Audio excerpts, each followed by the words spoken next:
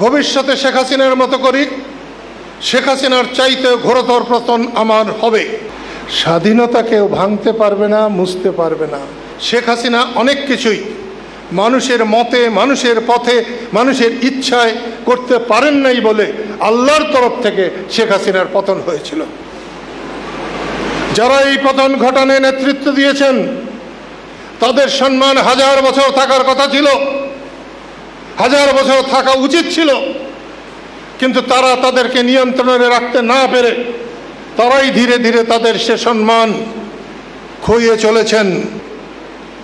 অন্য কেউ যদি করেন সে পতন তারও হবে, কারণ শেখ হাসিনা অনেক কিছুই মানুষের মতে, মানুষের পথে, মানুষের ইচ্ছায় করতে পারেন নাই বলে আল্লাহর তরফ থেকে শেখ হাসিনার পতন হয়েছিল।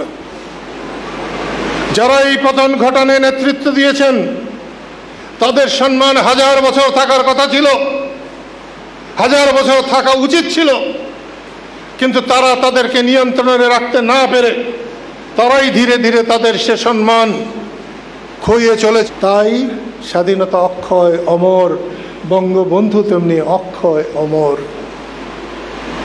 আমি কিন্তু আওয়ামী লীগের লোক না, বঙ্গবন্ধুর আওয়ামী লীগ নিষিদ্ধ না।